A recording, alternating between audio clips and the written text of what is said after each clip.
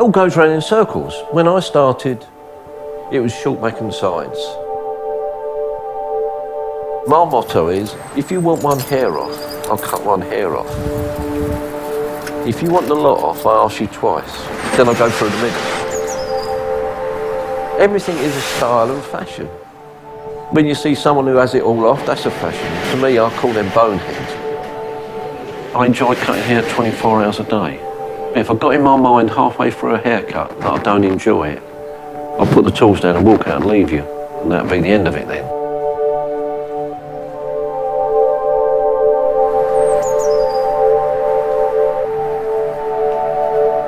My name's Mr. S.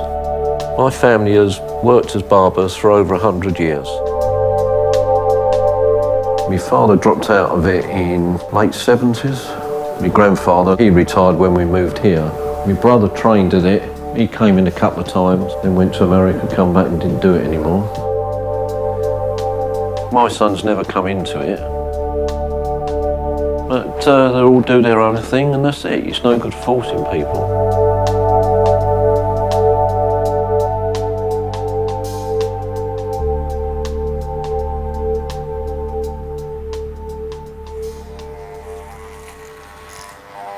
I did nearly have half a mullet when I was very young.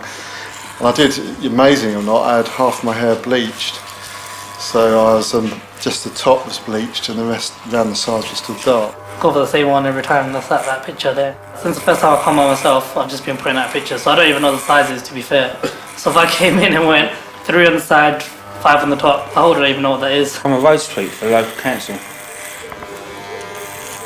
I've been there 20 years. It's got a bad reputation, but don't bother me. Yeah, I just get numbered for the same all the time, yeah. Well, I still got it. I don't think you're going to lose it. No? No. Oh, it looks like I'm thinning out on top, doesn't it? No, I didn't have the Beetle haircut. I couldn't grow it long enough. I tried. And no, I didn't buy a wig either.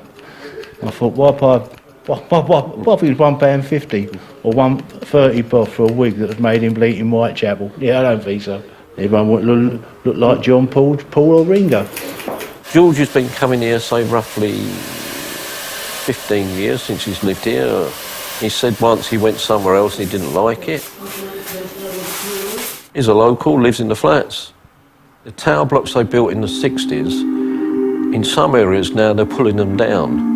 But here, they've gone back to building 10 stories or taller. Why? People don't like them. Some of them have only been up 30, 40 years. We're an old-fashioned brick-built house that stood for 100 years. The planners have got their ideas. Sometimes you don't know how they get them. And then they don't come back and ask the people that live in the area. They're not bothered about the people. They go in for the people, oh, we're going to do this and we're going to do that. But when it comes to it, they do sweet Fanny Adams. People that used to live here, I don't know, 20, 30 years ago, aspired to different things in a different life and a different lifestyle. And so they moved to different parts of sort of like that, not necessarily home counties, but they're out in London. 30 years ago or so, it used to be quite a good area to live in, yes, to be honest. Yeah. It wasn't looked at as being sort of like a deprived area. Deprived area, yeah. I think that was one of the reasons. I think as well. People didn't feel as safe around here, so they moved out. You're on your own, and I think it's an easy target. It's when you're locking up someone, pulling the last shutter down, you sort of jump, you get a shadow behind you or something like that. But what do you do? I don't know. You hear all these different problems everywhere, isn't it? When I first came here, we never had shutters, and we used to have tomatoes and cucumbers in grow bags. Managed to have fresh tomatoes at Christmas when tomatoes were dear a long while ago. But then we had trouble with the windows, we had to have shutters. You could have shootings in Tottenham and stabbings in, you don't hear much. First week I moved here, it's not nice, but there was a stabbing right outside like my house, and I was like, damn, where have I moved to?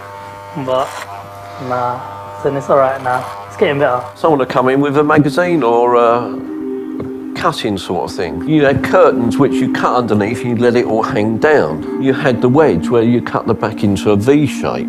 You had the French crop. You had the college boy. People say, I'm losing my hair. I say, you're not, just because you've got a high forehead. And people wind one another up. Oh, you're losing your hair. You're not going bald, it's your crown.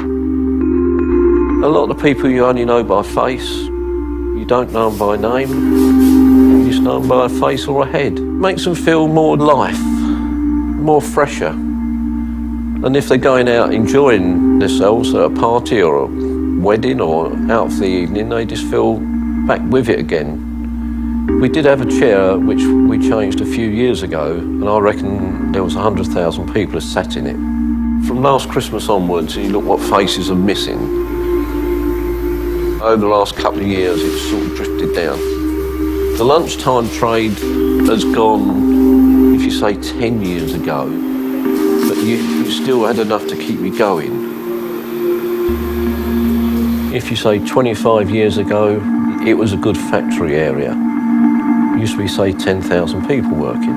So they all had a lunch hour, people used to come out. Now that has all gone. All you've got is a retail park. If there's 1,000 people, which I doubt is that, they're all part-time workers.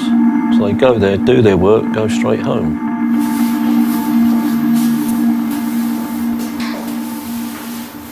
You see them maybe every 6 weeks, maybe longer, some are 3 months. You just get a mental image when some people are due in, and then they don't turn up and just disappear. Sometimes they move away. Sometimes they pass on. It might change. We might have a big influx and might improve again. If I had the volumes I had then with today's price, I'd be a $500,000. If someone comes along with a lot of money, they can have it. Just wait and see. It was a good area. It more like it is for some people still now.